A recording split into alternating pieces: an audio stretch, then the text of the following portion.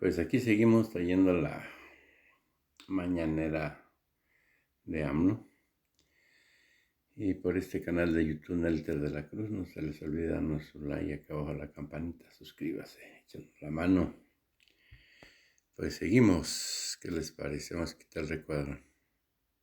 Presidente, ¿cómo está? Buen día, Carlos Guzmán de Aba Noticias. De inicio me gustaría aprovechar al panel que tenemos aquí enfrente. Está la secretaria de Educación, está el subsecretario Hugo López-Gatell. El día de ayer en un diario de circulación local salió una entrevista que le hicieron con respecto al tema de la vacunación en menores de 18 años. Más allá de la cuestión que se ha politizado el caso de una chica veracruzana, ver si nos puede comentar un poco del tema de la vacunación en menores de 18 años, siendo que también es un experto de la OMS, lo tenemos aquí en México, aprovechar ese tema. Si nos puede comentar de inicio, doctor Gatell. Buen día. A ver, doctor. Ayer lo atacaron. Con mucho gusto, Carlos. Yo no he dado entrevistas a diarios de circulación local, pero sí nacional, que fue la jornada, y justamente me refería a este tema, que lo comento. La vacunación a personas menores de edad, en general, debemos visualizarla en dos conjuntos. Las personas, o niñas, adolescentes, que no tienen enfermedades que les produzcan mayor riesgo de COVID grave o un riesgo semejante al de las personas adultas, que afortunadamente son la enorme mayoría. Y segundo grupo, las personas, desafortunadamente, que padezcan enfermedades, ciertas enfermedades que aumentan el riesgo de COVID grave. Lo aumentan de una manera semejante al que ocurre en personas adultas sanas, y desde luego personas adultas con esas enfermedades tienen aún mayor riesgo. La semana pasada, a partir de lo que explicamos aquí, veo que hubo bastante confusión. Parecía como que había un guión narrativo queriendo confundir la idea de por qué hemos tomado las decisiones que tomamos, y que están basadas precisamente en la información científica, que es consenso a nivel mundial. Pero aparentemente en los diarios nacionales no revisan los documentos técnicos internacionales y había esta confusión, pero con mucho gusto lo volvemos a explicar. Las personas menores de edad, es decir, menores de 18 años, con mayor razón menores de 12 años, afortunadamente en México y en todo el mundo tienen un riesgo muy bajo de tener COVID grave y todas sus complicaciones, inclusive la más grave, que es perder la vida. Y la gran mayoría, como digo, son personas saludables, lo cual da mucho gusto. Desafortunadamente, al igual que en personas adultas, el subconjunto de personas menores de edad, niños, niñas, adolescentes, que tienen ciertas enfermedades, cáncer, diabetes, distintas causas de inmunosupresión, infección por VIH, insuficiencia renal, etcétera, pueden tener un riesgo de COVID grave semejante al de las personas adultas. En México hemos estimado que son casi 1 millón de personas, un poco menos de 1 millón de personas menores de edad que tienen estas condiciones de salud y que su riesgo es comparable al de personas adultas. Y estas personas menores de edad pueden beneficiarse de ser vacunadas. Es lo que hemos explicado varias veces, lo volvemos a explicar por si alguien no lo tomó con claridad. Hay una limitante importante. La única vacuna que en México y en el mundo tiene autorización de uso de emergencia para personas menores de 18 años es la vacuna Pfizer. Concretamente, la vacuna Pfizer, en su registro de emergencia original, se registró para 16 años en adelante. En una revisión del expediente que solicitó Pfizer, se autorizó para uso de emergencias en personas de 12 a 15 años, complementando el grupo de 12 años en adelante.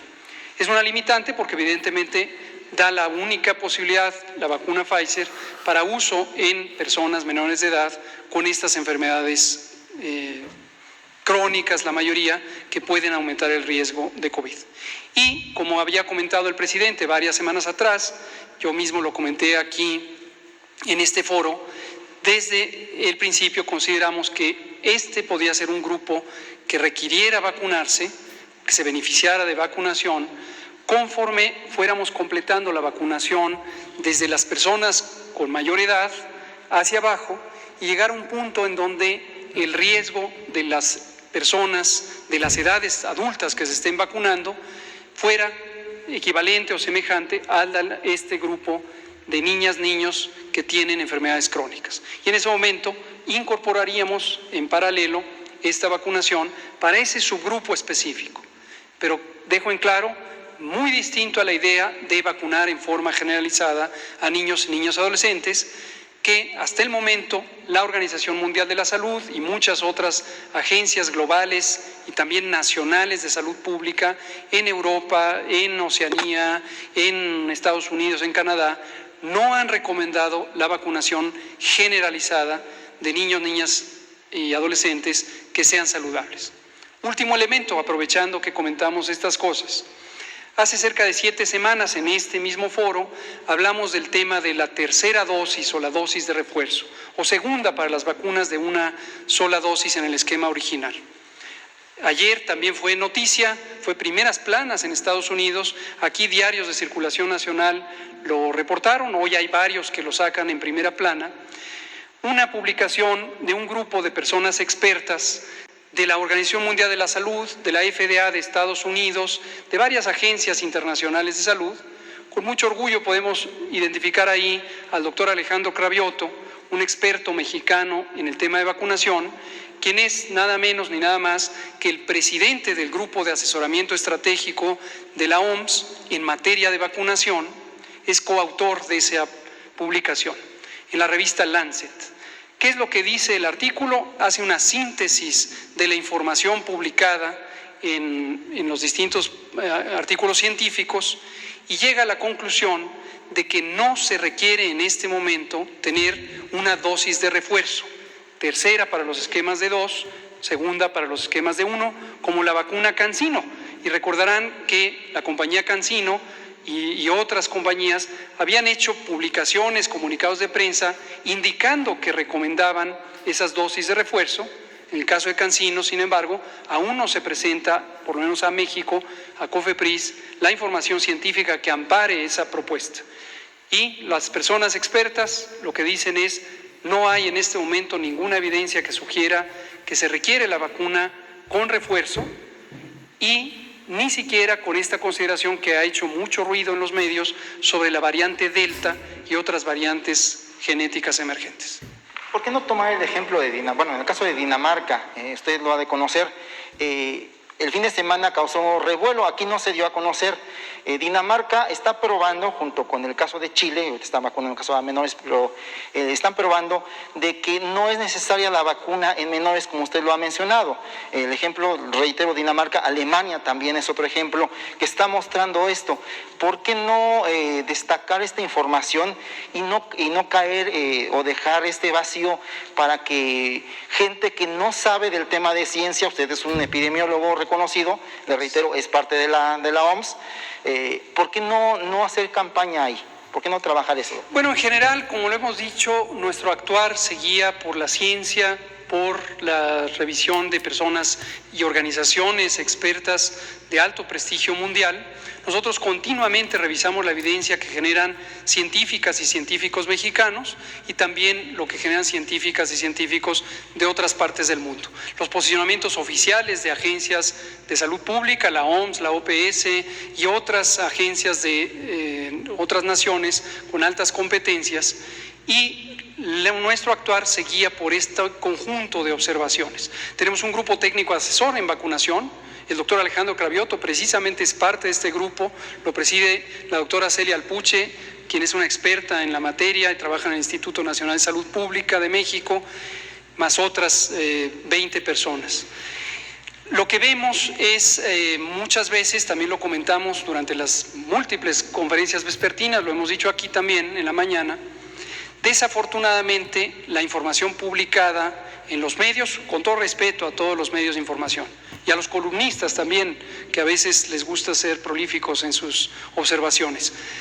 Pero desafortunadamente hay una importante desconexión entre la realidad científica, la evidencia técnica y lo que sale en los medios. Y a veces se toman como verdades científicas cosas que no son, como el riesgo de una enfermedad más grave con la variante Delta, que no es el caso, como la necesidad de dosis de refuerzo, que no es el caso, como la idea de que hay que anticipar la vacunación en forma generalizada a niñas, niños y adolescentes y muchísimas otras cosas. A veces el uso de ciertos medicamentos que no tienen mérito científico se ha promovido desde los foros de los medios de información. Este fenómeno es al que se le llama la infodemia. La propia Organización Mundial de la Salud lo reconoció explícitamente como un problema también para el manejo de la epidemia. Pero nosotros seguiremos dando toda la información y siempre respondiendo a preguntas, y tenemos nuestro sistema de datos abiertos e información en el portal Coronavirus, y la verdad es que es un elemento que merece la pena visualizar. Es la primera vez en la historia de la salud pública mexicana que se tiene transparencia plena, como lo ha instruido el presidente López Obrador. Gracias. La segunda, creo que va a leer algo, ¿verdad? La segunda, relacionada con el tema del decreto. Si en el decreto, si nos puede comentar, ya sea la titular de Protección Ciudadana o el secretario de Gobernación o usted, si en esta lista que menciona de más de 600 se incluye el nombre de Israel Vallarta. Es un tema muy controversial en los medios de comunicación por el caso Cassés, pero también simboliza mucho, al igual que la indígena de Milpalta, que usted hizo el favor de intervenir, también el caso de Israel Vallarta está pendiente ahí. Es preguntarle a usted o a sus funcionarios si es que está incluido el nombre de Israel Vallarta.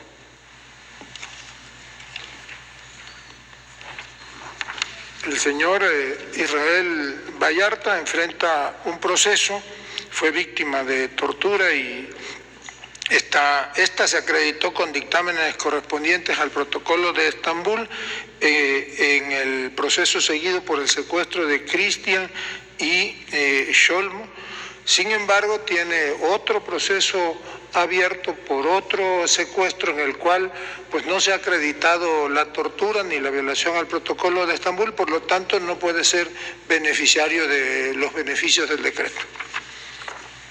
Y finalmente, presidente, le habíamos comentado un tema del sur de Veracruz, de jubilados y pensionados de Pemex, que se están quejando que desde antes de la campaña de Peña Nieto se les estaba descontando y se les sigue descontando su pensión, pues prácticamente la mitad. Le habíamos comentado el caso hace poquito más de un mes, nos dijo que lo iba a averiguar, sí, ver si tiene alguna respuesta. Eso sería todo, señor presidente. Gracias por su respuesta. Sí, ya va a informar Pemex. Me adelantaron de que se trata de un contrato que hicieron aparte, que no es con Pemex, una empresa aseguradora o una especie de caja de ahorro, y que a eso se debe lo que me estás comentando. De todas maneras, vamos a pedir que nos precisen sobre esto lo más pronto posible, ¿no? ¿No tienes tú más elementos? ¿Sí?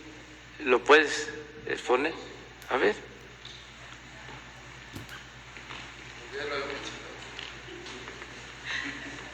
Buenos días, con permiso, señor presidente.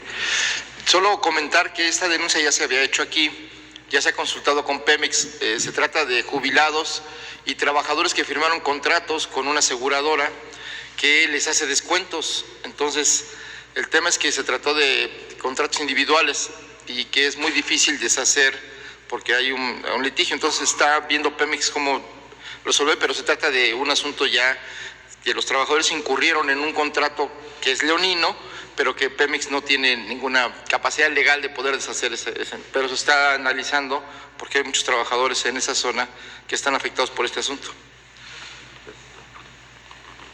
Sí, de cómo los ayudamos de todas maneras. Sí, eso es lo que vamos a pedir que Pemex siga haciendo, aunque se trata de un asunto particular. Y aprovecho para que todos nos cuidemos, porque hay muchos vivales, estafadores con cajas de ahorro que ofrecen que van a pagar intereses muy altos y van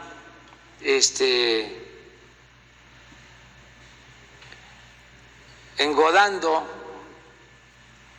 de ahí se los dejo de tarea, ¿qué significa engodar? Van enamorando,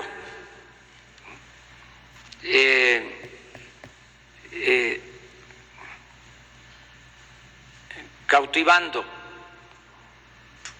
La primera vez les dan